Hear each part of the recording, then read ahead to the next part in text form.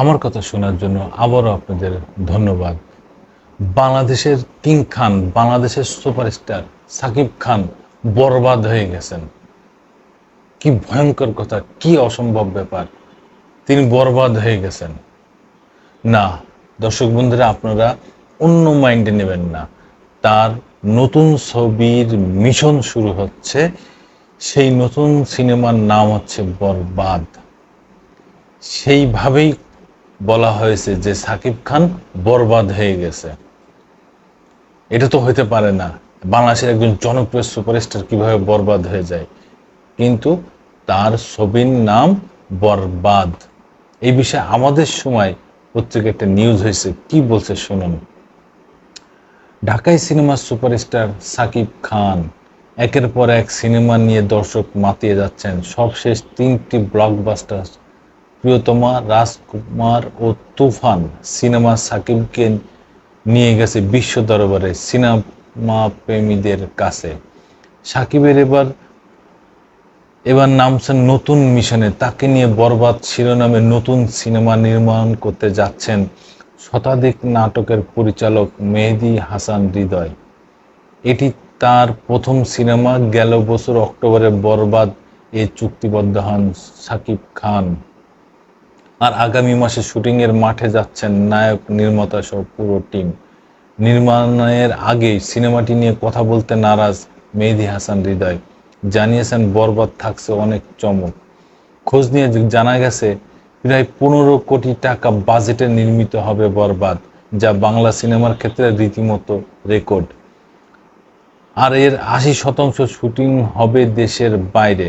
এটি হতে যাচ্ছে অ্যাকশন ধাঁচের সিনেমা। অ্যাকশনের দৃশ্যগুলো পরিচালনা করবেন মুম্বাইয়ের রবি বর্মা, যিনি অ্যাকশন ডিরেক্টর হিসেবে বলিউড ও তেলেগুর অধিকাংশ সিনেমায় কাজ করে থাকেন। এছাড়া এতে কাজ করবেন মুম্বাইয়ের এজাজ মাস্টার সহ এ গ্রেডের কয়েকজন অ্যাকশন মাস্টার। ডান্স কোরিওগ্রাফার হিসেবে থাকবেন বলিউডের আদিল শেখ। এছাড়া গানে প্রীতম সহ থাকছেন বলিউডের শিল্পীরা। সিনেমায় সাকিবের বিপরীতে দেখা যাবে তার প্রিয়তমা নায়িকা ইধিকা পালকে। নির্মাতা হৃদয় বলেন, প্রযোজকের কাছে যা চেয়েছি তারা কিছুই না করেননি।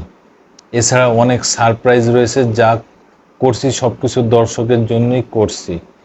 আমাদের বিশ্বাস কেউ হতাশ হবে না। এটুকু বলতে চাই, দর্শকরা একবার বরবাদ টিমকে বিশ্বাস করুক, বাকিটা স্ক্রিনে দেখতে পাবে। জি, এই হচ্ছে একজন ডিরেক্টরের কথা, তারপরে একজন প্রডিউসারের কথা, তারপরে একজন নায়কের কথা, একজন নায়িকার কথা। এই কথাগুলোই একদম লিখিত, মুখস্থ বলে যায় তারা।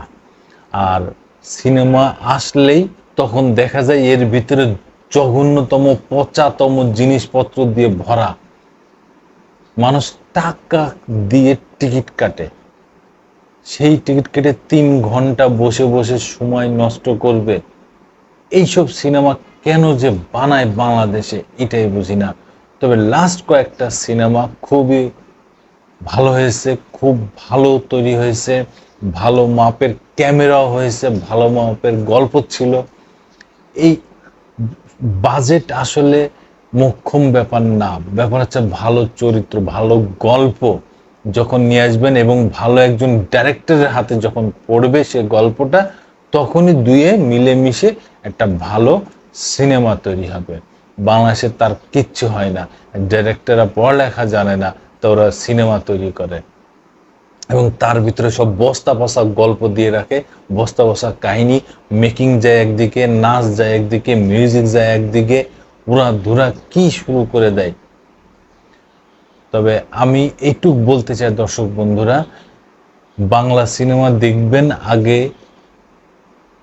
ডাইরেক্টরের সম্বন্ধে জেনে নেবেন, গল্পটা সম্বন্ধে জেনে নেবেন, তারপরে যে বাংলা সিনেমা দেখতে যাবেন। নইলে হুদায় টাকা খরচ করে 3 ঘন্টা হলে বসে সময় নষ্ট করার কোনো যুক্তিযুক্তা নেই।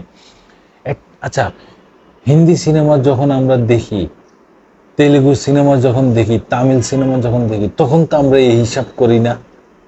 তখন তো আমরা ঠিক বসে পড়ি টিভির সামনে, নয় সিনেমা হলে, যে আমরা ঠিক টাকার কথাও চিন্তা করি না, আমরা যে বসে পড়ি।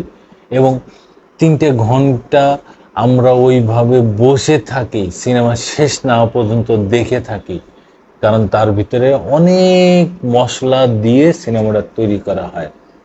এমনি এমনি মানুষ টাকা দিয়ে টিকিট কাটে না, বোঝা গেছে? এমনি এমনি একটা সিনেমা ভাইরাল হয় না। আর বাংলাদেশে কি সব বস্তা বস্তা কাহিনী নিয়ে এসে সিনেমা করবে, আর এই শেষে সবাই একজন এসে বলতে থাকবে এর থেকে চমৎকার আর হয় না, এর থেকে অ্যাকশন ধর্মী আর হয় না, এর থেকে ভালো কাহিনী আর হয় না, এ হাবি জাবি ওখানতেই থাকছে, সেখানতেই থাকছে, এখানতেই থাকছে বলে কয়ে বিষয়টা পচাই দেবে। আসলে কথাই না, কাজে প্রমাণ করুন আপনারা। ধন্যবাদ। আবার আসবো নতুন কোনো কথা নিয়ে, নতুন কোনো ঘটনা নিয়ে। আমি প্রিন্স।